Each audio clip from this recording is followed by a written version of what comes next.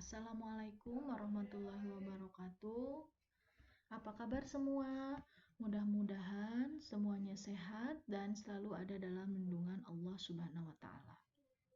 Baik, hari ini pembelajaran kita adalah mengamati video demonstrasi mengenai identifikasi larutan asam basa menggunakan kertas lakmus merah, lakmus biru, dan indikator universal. Nah, tapi sebelumnya Ibu ingatkan lagi tentang ciri larutan asam dan basa. Nah, seperti yang sudah kalian pelajari, ciri larutan asam itu pertama, rasanya masam ya, kalau kita cicip. Kemudian yang kedua, dia bersifat korosif atau merusak logam. Jadi menyebabkan logam itu berkarat.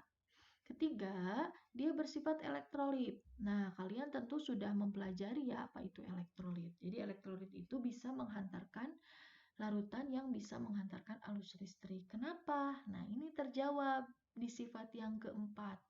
Karena larutan asam itu jika kita larutkan dalam air, dia akan menghasilkan ion H+ dan anion sisa asam. Jadi ion-ion inilah yang bisa menghantarkan arus listrik sehingga larutan asam bersifat elektrolit. Dan ion H+ inilah yang menyebabkan suatu zat bersifat asam. Kemudian kalau kita identifikasi dengan menggunakan kertas lakmus, dia bisa larutan asam ini merubah kertas lakmus biru menjadi merah. Nah, larutan asam juga bisa bereaksi dengan larutan basa dan nanti akan menghasilkan garam yang bersifat netral. Ini adalah contoh-contoh dari larutan asam atau zat asam yang sering kita temui. Ada jeruk, ya, orange juice, minuman-minuman kemasan yang bersoda, ya, itu contoh larutan-larutan atau zat yang bersifat asam. Yang kedua, larutan basa, ya. Dia sifatnya rasanya pahit. Kemudian dia bersifat licin atau kaustik, ya. Nah, kalau dia dilarutkan dalam air, dia menghasilkan ion OH-. Ion OH- ini ada ion OH- ini atau ion hidroksida ini yang menyebabkan zat bersifat basa. Nah, karena adanya ion-ion yang terurai kalau dilarutkan dalam air, maka larutan basa juga bersifat elektrolit. Ya, sama dengan larutan asam.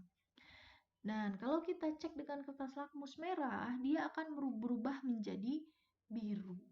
Ya. Terakhir, larutan basa bisa menetralkan larutan asam. Nah, contohnya ketika kita sakit mah ya. Kenapa kita bisa sakit mah? Iya, karena asam lambungnya meningkat. Asam lambung itu adalah HCl, asam klorida. Ya, jadi lambung kita bersifat asam.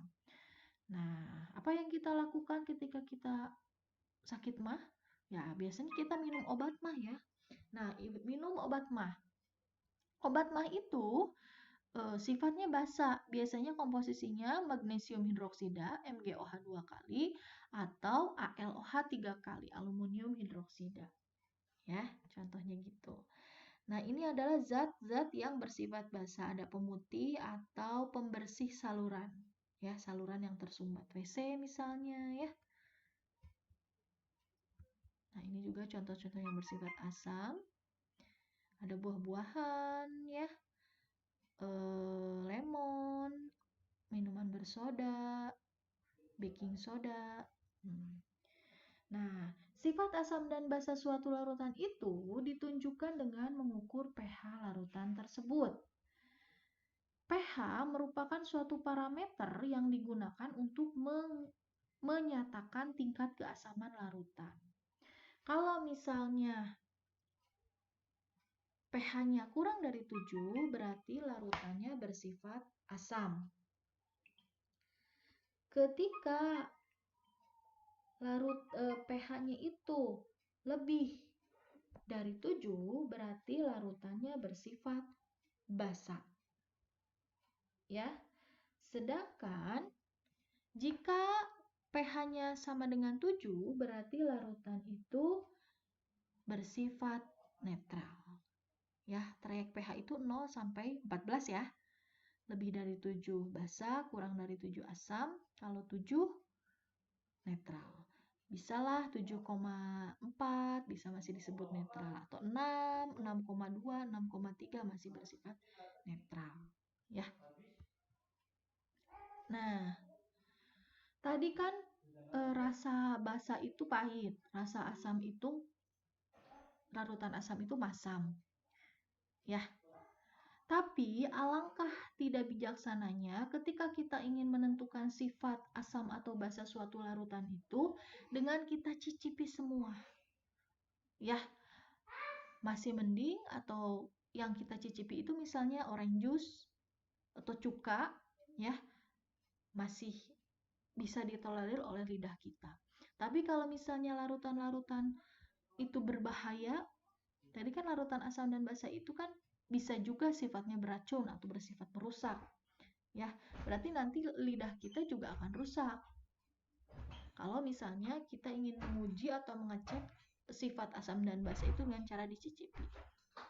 Makanya, ketika kita ingin menentukan sifat asam dan basa itu, ada suatu alat yang namanya indikator asam basa. Jadi, indikator asam basa ini adalah zat-zat warna yang mampu menunjukkan warna berbeda dalam larutan asam dan basa. Contoh, misalnya adalah kertas lakmus. Ini nih, lakmus itu ada dua, ada lakmus biru dan lakmus merah.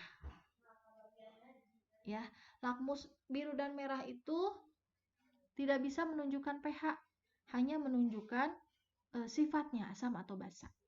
Ya, yang kedua ada indikator universal.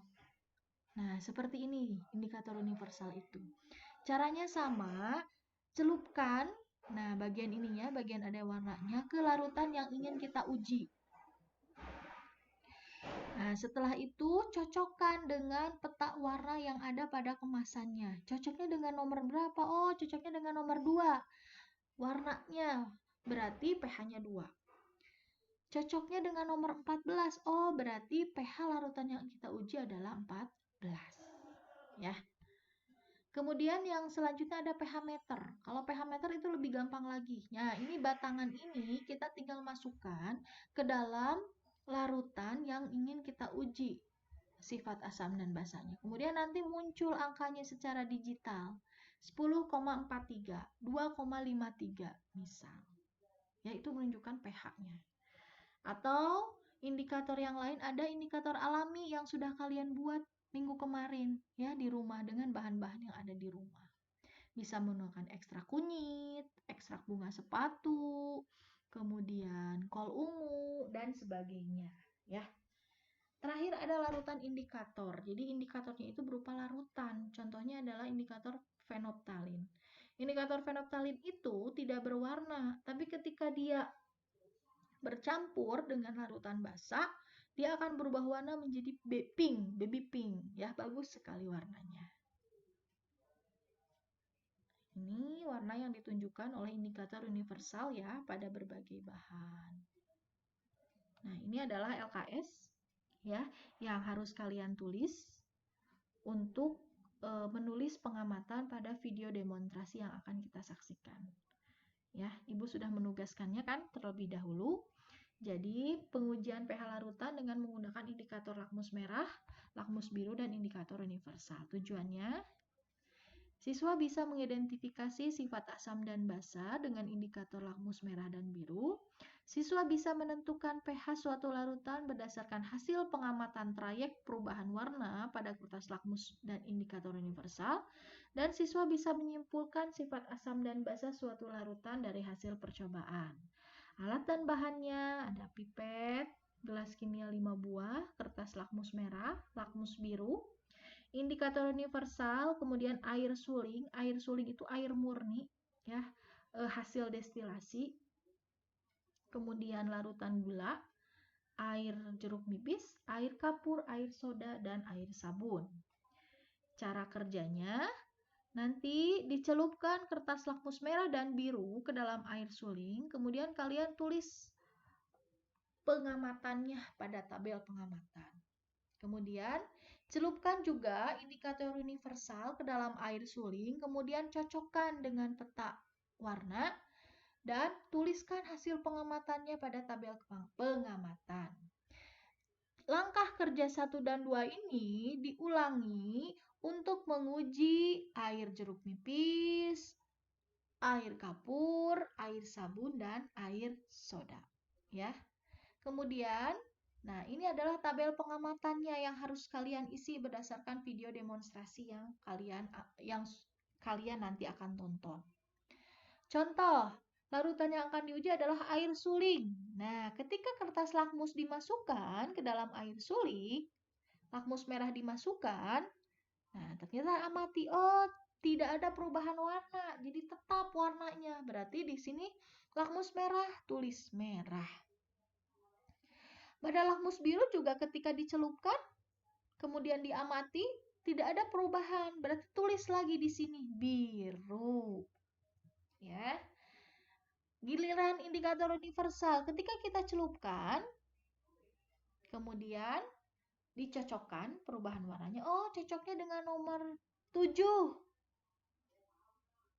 Berarti pH-nya 7. Atau cocoknya nomor 6. Oh, berarti pH-nya 6. Sifatnya, nah, tidak merubah lakmus, merah atau biru, berarti netral. Ya, atau Bu, di sini pH-nya 6. pH-nya 6. Bisa ditolerir ya. Jadi tadi Ibu jelaskan bahwa netral itu kan pH-nya bisa 7,2, 7,3 atau 6,5 bisa masih disebut netral ya. Karena kertas lakmus pun tidak berubah warnanya. Jadi masih sifatnya netral air suling itu ya. Ini ada pertanyaannya, silahkan kalian jawab ya. Berdasarkan hasil pengamatan video. Nah, sekarang ini ada video percobaannya. Silahkan diamati. Video demonstrasi identifikasi larutan asam dan basa. Ini alat dan bahannya sudah kita bahas tadi ya. Nah, langkah kerjanya kita celupkan lakmus merah dan biru ke dalam air suling.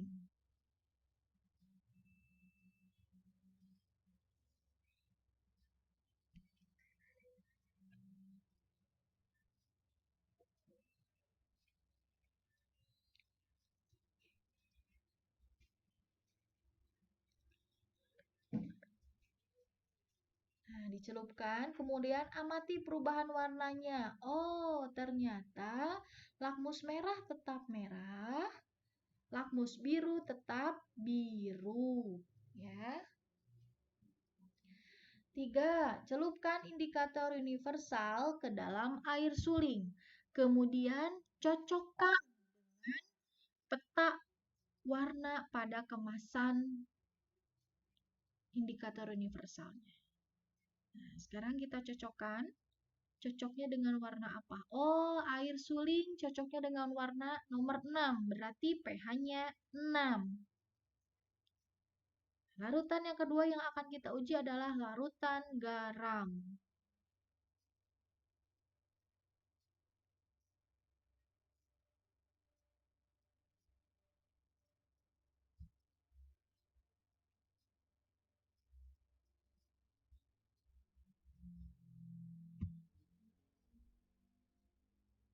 Nah, silahkan masukkan lagi indikator universalnya.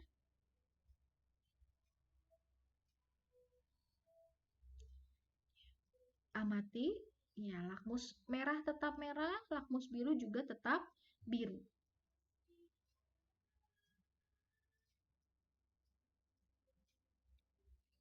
Sekarang masukkan indikator universalnya.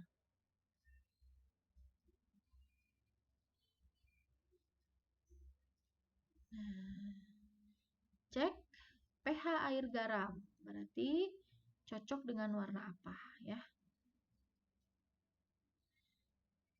Sekarang kita menguji sifat air soda. Langkahnya sama seperti langkah 1 dan 2. Dicelupkan air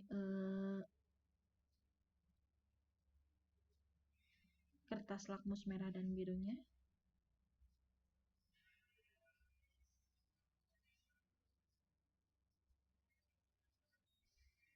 Iya, oh ternyata ada perubahan di lakmus biru, berubah menjadi merah.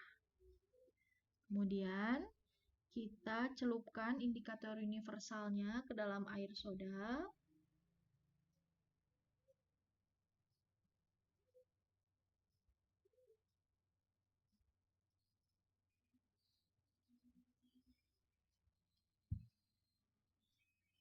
Iya, pH air soda sama dengan nomor 3. Nah, berarti pH-nya 3. Sekarang yang akan kita uji adalah air sabun. Langkahnya sama ya dengan langkah yang sebelumnya.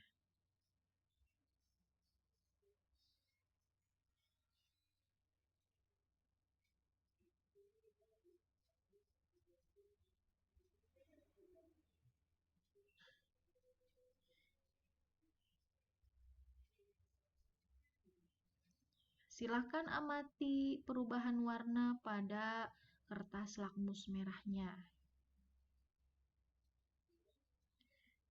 Sekarang kita celupkan indikator universal ke dalam air sabun.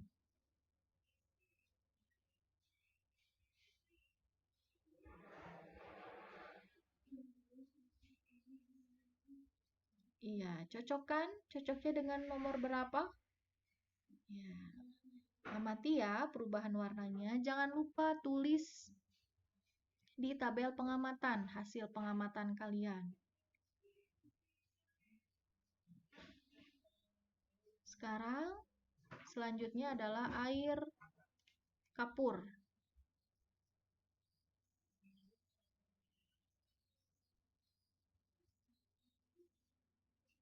Celupkan lakmus merah dan lakmus birunya.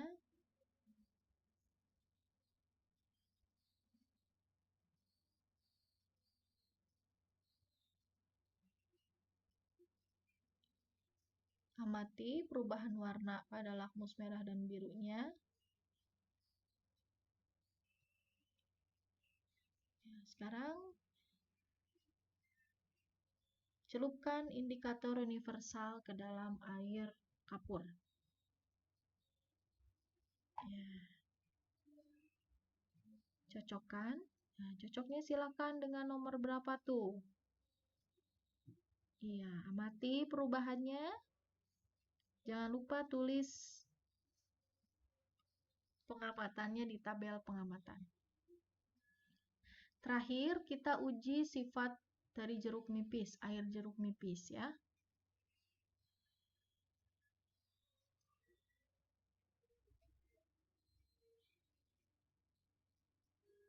Celupkan lakmus merah dan birunya.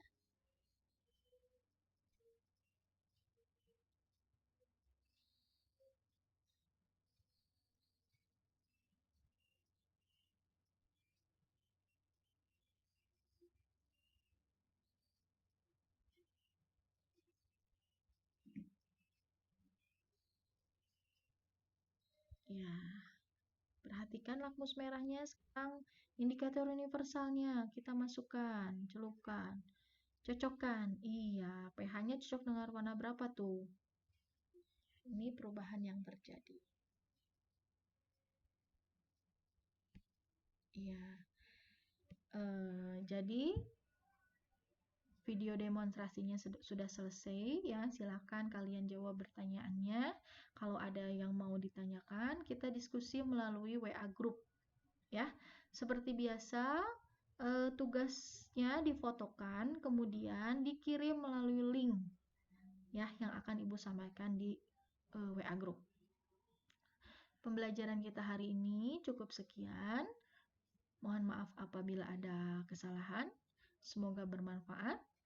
Ya, tetap jaga kesehatan. Assalamualaikum warahmatullahi wabarakatuh.